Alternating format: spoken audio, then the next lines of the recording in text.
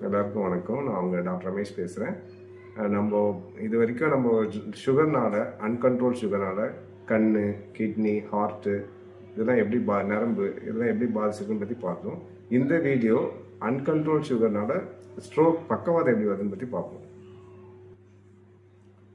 எல்லா sugar பேஷண்ட்டுக்கும் வந்துடுதுங்களா stroke? அப்படி கிடையாதுங்க.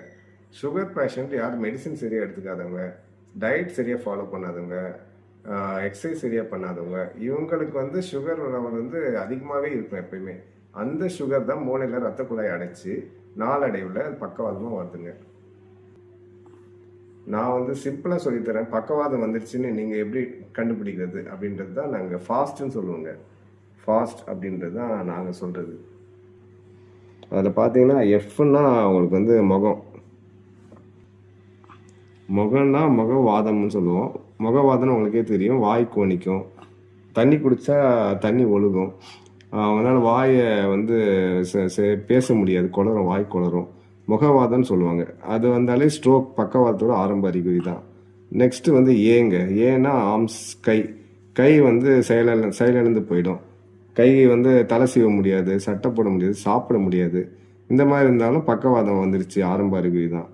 எஸ்வா ஸ்பீச், பேச்சு குளரும், பேசவே கஷ்டப்படுவாங்க, அவங்க பேசுறது புரியாது.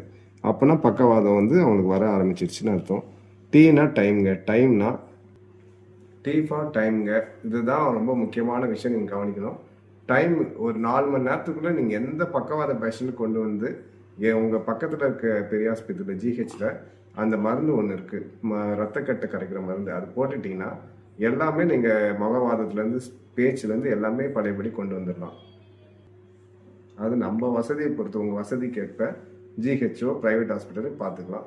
பட் 4 ஹவர்ஸ்க்குள்ளே நீங்கள் போகணும், அதுதான் மெயின்ங்க. இப்போ பக்கவாதத்தை எப்படி தடுக்கிறது பற்றி பார்ப்போம். இங்கே பார்த்தீங்கன்னா ப்ரெஷர், பிபி இருந்தால் பிபியை வந்து கண்ட்ரோலாக வச்சுக்கணும்.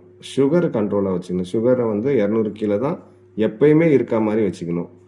அதே மாதிரி நல்ல ஹெல்த்தி ஃபுட்டு, காய்கறிகள், கீரை, பழங்கள் சேர்த்துக்கணும். நான்வெஜ்ஜு, எக்கு இதெல்லாம் குறைச்சிக்கணும். ஸ்மோக்கிங், ஆல்கஹால் ஹேபிட் இருந்தால் குறைச்சிக்கணும். அப்புறம் தூக்கம் வந்து 7 to 8 ஹவர்ஸ் தூங்கணும். அப்புறம் வெயிட்டை வந்து அளவாக வச்சுக்கணும். அப்புறம் எக்ஸசைஸ் டெய்லி பண்ணணும். இப்போ நான் பேசின ஸ்ட்ரோக் ஃபுல்லாமே இஸ்கெமிக் ஸ்ட்ரோக்குங்க. இது சுகர்னால வந்த ஸ்ட்ரோக்கு.